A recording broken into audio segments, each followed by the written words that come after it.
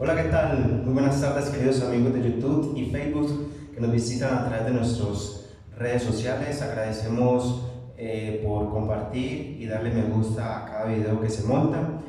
Nuevamente, mi nombre es Juan Esteban y me alegra mucho, me gozo mucho en compartir la palabra de Dios. Nuevamente estamos estudiando un tema que es el santuario y estamos estudiando del santuario los utensilios del templo del santuario. Y como les he mencionado, cada uno de ellos tiene una miniatura, tiene un pequeño borrador de lo que representa a Cristo o de su obra. Hoy vamos a estudiar el altar del holocausto.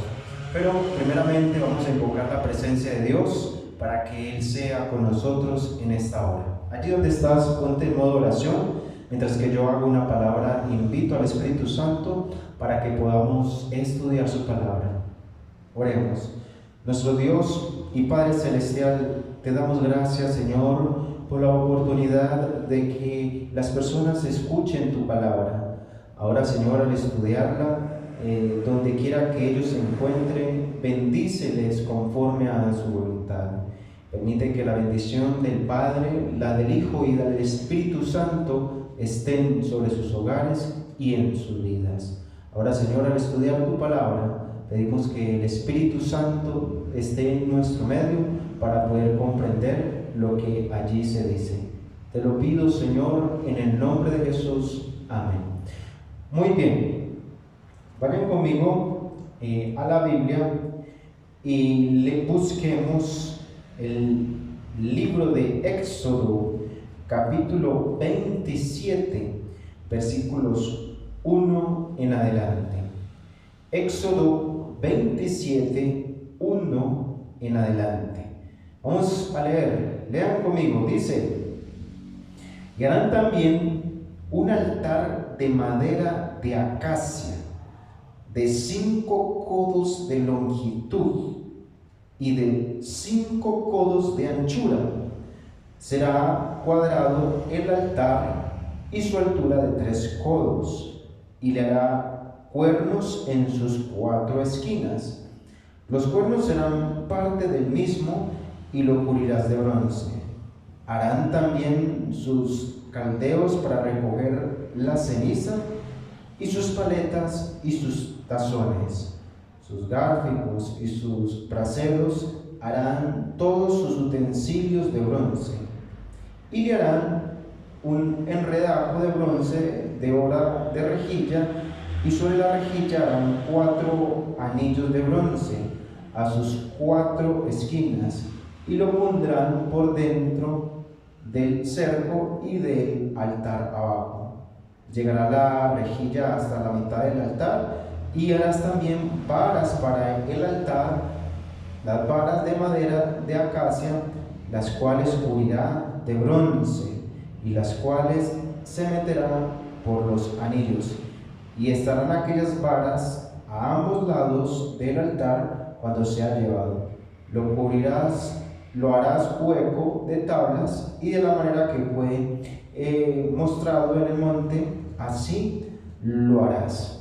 Muy bien, esto que acabamos de leer, hoy lo vamos a hacer de una manera más pedagógica y quiero dibujarles. Entonces voy a estar dibujando y mostrándoles así. De pronto no se alcance a ver, pero como para no tener una idea, allí en el video pueden ustedes ver más o menos algo de lo que se estaba describiendo allí. Entonces el altar, lo que ellos representa o lo que vamos a resaltar en este versículo, en estos versículos de Éxodo 27, 1 al 8, son estos cuernos que decía que era una superficie cuadrada, era una mesa de noche, y esa mesa estaba aproximadamente entre 50 y 80 centímetros, y tenía una particularidad especial. Primero, que era de madera de acacia. Luego, que en cada esquina, esta es una esquina, esta es otra esquina, y esta es otra esquina, y esta es otra esquina. Dice que en cada de esas esquinas debía de tener un cuerno, ¿cierto? Un cuerno. Y aquí básicamente lo que se hacía, este altar, el altar del holocausto, era que traían incienso. El sacerdote estaba dentro del santuario, en el lugar santo, o sea, en la parte de adentro del templo, y allí se quemaba el incienso, y sobre estos cuernos que se menciona allí se rociaba un poco de sangre que simbolizaba lo que se venía allí, que también representaba a Jesús. Y eso es lo que vamos a tener así como en mente. Lo que vamos a estudiar es el significado de esa mesita con cuernos, porque es una mesa curiosa, y sobre esa mesita se quemaba incienso. ¿Y qué significa eso para nosotros en esta vida cristiana? Muy bien, con eso en mente vamos a mirar realmente qué significa eso. ¿Te gustaría saber qué significa? Pues a mí también, ¿cierto? Vuelvo y le repito que Dios, Cristo, es el que representa todo lo que hay en el santuario, representa a Cristo. Y ya vamos a mirar de qué manera. Entonces vamos a mirar algunas otras características que nos da el libro de los Levíticos. Dice acá en esta otra característica que se nos enseña en el cuerno, ¿qué significa? ¿Qué significado para la Biblia? ¿Qué significan los cuernos que tenía la mesita? El altar como tal, ¿cierto? Me construirás un altar, un holocausto.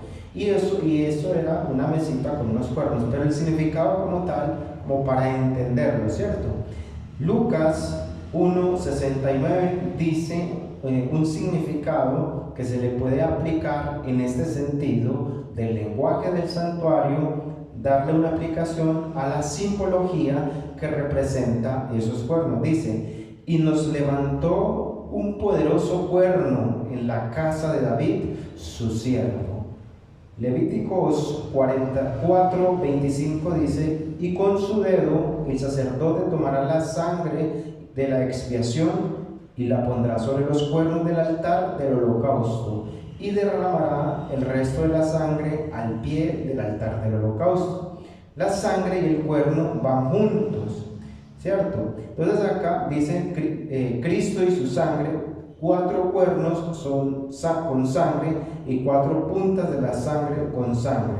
Entonces acá la interpretación o el aplicativo que dan los estudiosos del santuario, que se le da el aplicativo a ese cuerno como a poder y fortaleza. Entonces los cuernos significaban poder y fortaleza, pero a ese cuerno a veces se le rociaba sangre. ¿Y qué era el significado de esa sangre? Pues la sangre de Cristo Jesús. Recuerden que eran 1, 2, 3, 4 cuernos, y podemos ver que ese símbolo también representa a Cristo Jesús. ¿De qué manera? Pues ustedes saben que en la cruz hay 4 puntos, ¿cierto? 1, 2, 3, ¿cierto? 3 y 4, que es donde, bueno, acá también, que es donde Cristo derramó o presentó esa fortaleza, donde a Cristo su sangre bendita se le rompió, ¿cierto? Con los clavos, tanto en las manos como en los pies, ¿cierto? Somos 2 pies y 2 manos, que simboliza ese cuerno, esa fortaleza que se presentaba allí en el altar. Ahora vamos a mirar qué significado tenía pues como tal esa escena maravillosa. Dice: sangre en los pies del altar, sangre en los pies de la cruz de Cristo. La sangre en las 4 puntos de la cruz no salva. La sangre de la cruz que pasó sobre la tierra, redimió al mundo. El cielo contempló con pesar y asombro a Cristo colgado de la cruz. mientras la sangre fluía de sus sienes y heridas, y el sudor teñido de sangre brotaba en su frente, de sus manos y de sus pies caía la sangre, cada gota, gota a gota, sobre la roca horadada para recibir al pie de la cruz. Como Jesús en la cruz era el símbolo de rociar sangre sobre esos cuernos. Estábamos recordando, o los israelitas estaban recordando lo que todavía no había ocurrido, no había de venir Cristo a morir por ellos en una muerte tan dolorosa que es una muerte de cruz, en el cual Cristo llevó por amor a nosotros. Esa es la gran enseñanza que podemos extraer de esta mesa tan linda, tan hermosa que se va a presentar allí. Dice: un cordero sin mácula que probó por el pecado humano la segunda muerte. Dice Levíticos 3:3, dice: luego ofrecerás el sacrificio de paz como una ofrenda encendida a Jehová, la grosura que cubre los intestinos y toda grosura que está sobre las entrañas. Ese fuego, entonces cuando llevaban eso, ese cordero lo presentaban allí y lo ofrecían como un sacrificio de paz. Recuerden que Juan 1:29 dice que Cristo es el Cordero de Dios, el que quita el pecado del mundo. ¿Y de qué manera Cristo representó esto? Pues en la cruz, muriendo por pecadores que no merecemos ni tan siquiera que nos hable de su amor, pero aún así Cristo nos amó primero y murió en nuestra vida, y se ofrece a sí mismo como ofrenda de paz para que el mundo contemple el amor y la misericordia de Dios. Ese fuego que se encendía, que quemaba el cordero y que se prendía allí y que se daba ese olor grato del incienso, allí representa también al Espíritu Santo. Dice: así como el fuego y el cordero iban juntos sobre el altar, también el Espíritu Santo estuvo con el Cordero de Dios cuando murió. Si el ladrón en la cruz se convirtió y está salvo de la muerte segunda, mas no de la primera. Bajo la economía antigua era un pecado ofrecer sacrificio sobre un altar falso. Era un pecado ofrecer incienso encendido con un fuego extraño. Estamos en peligro de mezclar lo sagrado con lo común. En nuestros esfuerzos deben usarse el fuego santo de Dios. El verdadero altar es Cristo. El verdadero fuego es el Espíritu Santo. Por eso el Señor nos muestra en su palabra que el Espíritu Santo es el que nos ayuda a fortalecer y a vencer la lucha que usted y yo tenemos frente al pecado, pues su mismo nombre se llama Espíritu Santo. Y Jesús nos invita a que seamos santos como lo es vuestro Padre que está en los cielos. Pero eso solamente es posible cuando su vida y mi vida es consumida en el fuego consumidor del Espíritu Santo. Cuando te sometes a Él, cuando dejas dirigir tu mente, tu corazón, tu vida, cuando dejas de ser tú mismo y empiezas a negarte y empiezas a trabajar junto con el Espíritu Santo, es donde la obra es efectuada en tu vida. Dios es fuego consumidor, dice la Biblia, Hebreos 12:29, porque nuestro Dios es fuego consumidor. El fuego no había de apagarse nunca. Así como el cordero de sacrificio se colocaba sobre madera, así Cristo, el Cordero de Dios, pendió de un madero. Recuerden las características de la simbología de la mesa, que fue hecha de madera de acacia. Esa madera también en la cruz, Cristo sobre un madero estuvo colgado para salvarnos a nosotros, ¿cierto? Entonces acá podemos ver que Cristo, que el altar es una comparación entre la cruz. El altar tenía 4 puntas y la cruz tenía también 4 puntas, 1, 2, 3 y 4, ¿cierto? Se sacrificaba un cordero. En la cruz se sacrificó ¿a quién? A Cristo, el Cordero de Dios. El altar tenía fuego, pero fuego santo. Y en la cruz tuvo sobre sí el Espíritu Santo, ¿cierto? El Espíritu Santo estuvo presente también en aquel momento de la cruz. La grosura era consumida por el fuego santo. En la cruz el Espíritu Santo consume el pecado en ti. Entonces, la obra que hace el Espíritu Santo. Recordemos que cuando Cristo se fue, San Juan 16 nos dice que nos da la promesa del Espíritu Santo. Cristo se va, luego viene el Espíritu Santo para enseñarnos, hablarnos, conducirnos a toda verdad, convencernos de juicio, llevarnos a toda justicia y mostrarnos el camino, la verdad y la vida que es Cristo Jesús. El altar tenía sangre en su base y también en la cruz, cuando Cristo derramó cada gota de sangre sobre su base, también allí había cruz.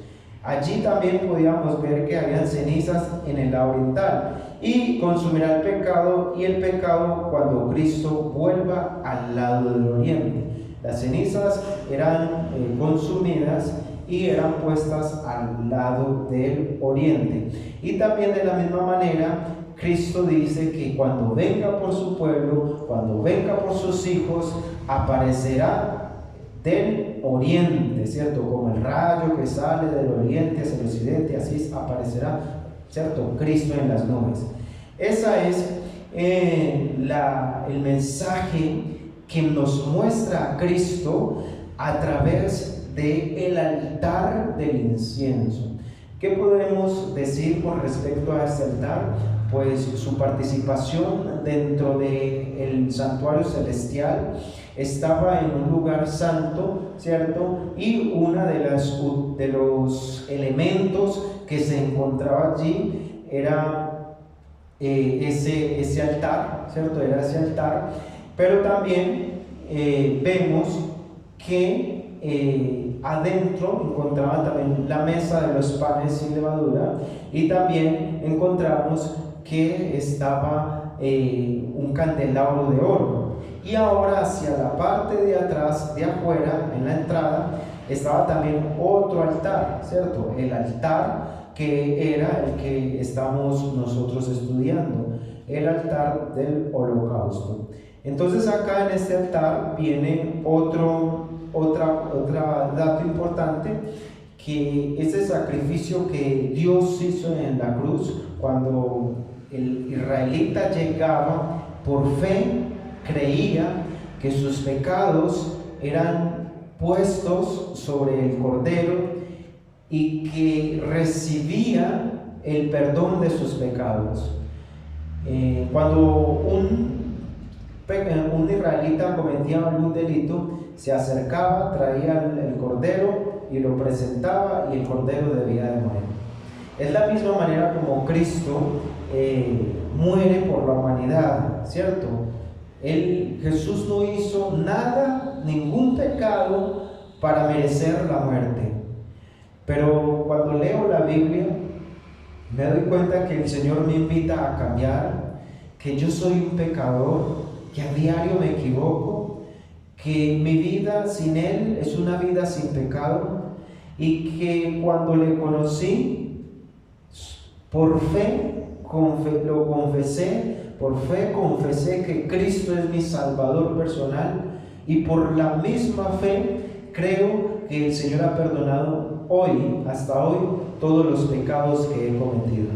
Y no porque yo merezca ese perdón, sino porque es su amor y su misericordia a través del hombre, invitándole a que se arrepienta y busque el camino de su salvación, que busque su presencia, que busque a Jesús como el perdonador, el Padre que ama a su Hijo, que constantemente quiere regalarle un perdón. Pero somos nosotros los que no queremos recibir de su amor, no queremos aceptarlo y no queremos recibir esa gracia perdonadora que Cristo nos hace.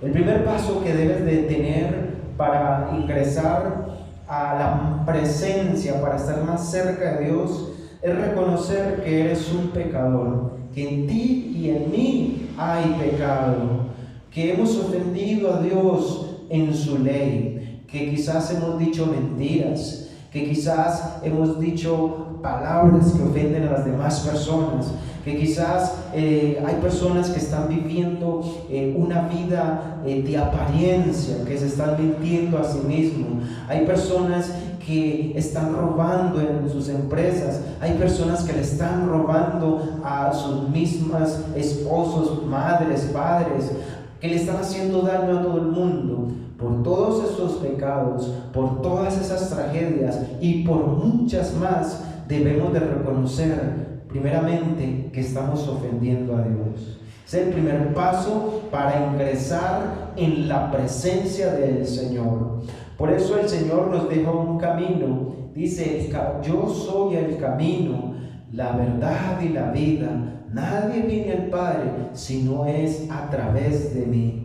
Nosotros queremos ser salvos, pero primero necesitamos ir a Cristo, convertirnos a Cristo, no ser cristianos a medias, porque la mayoría de las iglesias hay cristianos, hay personas que tienen el título de cristianos, pero en su interior todavía hay una vida doble, una vida de trago, una vida de mentira, que le abusan a sus esposas, hay violadores, hay asesinos, hay personas tan malas que uno ni se imagina, que la Biblia dice que ni aún en los tiempos de Sodoma y Gomorra estamos viviendo, como en los días de los antediluvianos estamos viviendo. Pero sabes, amigo, que eso pasa ¿por qué? Porque en esta vida no estamos solos,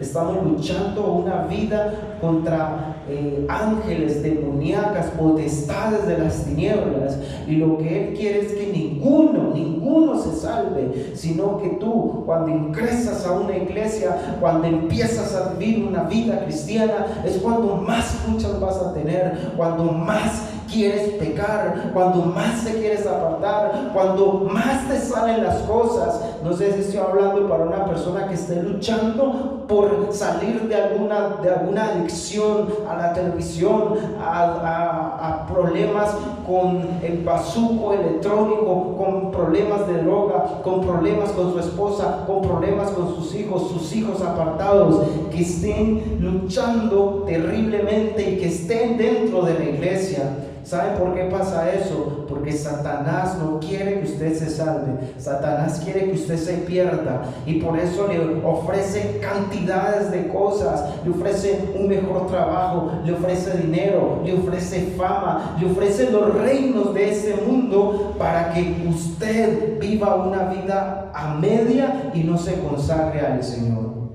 Por eso usted hoy, junto conmigo, debe de reconocer que eres un pecador, que lo que estás haciendo lo estás haciendo mal, que no eres una buena persona, que tienes luchas internas espirituales, que tienes un problema y que estás a punto de caer y tocar fondo. Por eso necesitas pedir auxilio, pedir poder, como los cuernos de la mesa significaba poder. Cada que un israelita, cada que necesitaban de la presencia, algunos, cuenta la Biblia, que algunas personas se aferraban de esos cuernos pidiendo poder del cielo para vencer. Usted y yo hoy necesitamos poder del cielo para vencer, pero Cristo hoy te dice que necesitas reconocer que eres un pecador. Debes de confesar todos tus pecados. Si estoy hablando con una persona que le está fallando a Dios siendo ya cristianos, dirá que no es cristiano. Si eso lo hacen los cristianos, ¿qué será de mí que yo no soy cristiano ni creo en nadie? Querido amigo, esa es una realidad. La iglesia es la iglesia, cualquier iglesia que sea, es un hospital donde viene gente enferma. Algunos se sanan porque se dejan guiar, toman la droga, el medicamento, se dejan dirigir por el Espíritu Santo, porque no permiten que ese fuego que representa, que ese fuego que ardía y consumía constantemente, que es la presencia de Dios, el Espíritu Santo en la vida, no permitió que se apagara en su ser. Por eso usted necesita reconocer que necesita de un Salvador que se llama Cristo Jesús. Me gustaría orar por ti. Me gustaría orar por tu vida, me gustaría orar por tu hogar, me gustaría orar por las luchas internas en tu vida cristiana que tengan. Y si aún no lo eres, si estás a punto de buscar una iglesia y piensas en tu corazón, ¿a qué voy a ir yo allá? Si con alguien de una iglesia, ingresó y mire el testimonio que está dando, ¿qué esperanza tengo yo? ¿O qué puedo yo hacer? Pues mira, amigo, yo quiero decirte que primero no juzgues a esa persona, ni tampoco a la iglesia. Entiende a ese ser que emprendió una lucha contra un ser que es más fuerte que nosotros, pero no más fuerte que Cristo Jesús. Y que ese ser en su interior está luchando internamente, pero su vida la está luchando sola, porque dentro de esa iglesia hay personas poderosas en oración que han vencido en el nombre de Jesús. Por eso tu amigo también puedes acercarte, venir a una iglesia, consagrarte, confesar un pecado y buscar de la presencia de Dios, y que Cristo, el Cordero que murió en ese altar, en ese sacrificio por fe que lo aceptaban los israelitas, en el cual yo también hoy te invito a que por fe confieses tus pecados en el nombre de Jesús, porque Él es el único que puede darte perdón y solución a tu vida. Voy a terminar con una oración para ti. Allí donde estás, ponte en oración. Señor, en esta hora te pido por cada ser que tenga una lucha ante ti. Nos has llamado pecadores desde lejos, Señor, como aquel hijo pródigo que vendió todo lo que tenía y se fue a darse deleites de su vida, el gusto, la comida, el placer, las cosas de este mundo. Pero luego, Señor, cuando lo abandonaron sus amigos, cuando se gastó todo, cuando no tenía nada, cuando estaba por allá perdido, Señor, comiendo con los cerdos comida, los sobrados de ellos, Señor, Él confesó, hizo una oración poderosa, que es la que estamos haciendo ante ti. He pecado contra el cielo y contra mi Dios. Me levantaré e iré hacia mi Padre y le pediré perdón. Señor, yo te pido por esas almas y por mí también, que están luchando luchas internas, para que tú le des el poder del Espíritu Santo, porque han reconocido que son pecadores, que somos pecadores y necesitamos de la presencia de Dios en nuestra vida y de un Salvador un Salvador personal que venció la muerte. ¡Qué poderoso es Cristo! Por eso, Señor, invocamos tu presencia para que esté en cada hogar de aquella persona que está viendo y escuchando este video. En el nombre que es sobre todo nombre, que es Cristo Jesús, te lo pido. Amén. Amén y amén. Muy bien, nos vemos en un próximo video. Vamos a estudiar la fuente, el segundo elemento de la entrada del santuario terrenal. Dios los bendiga.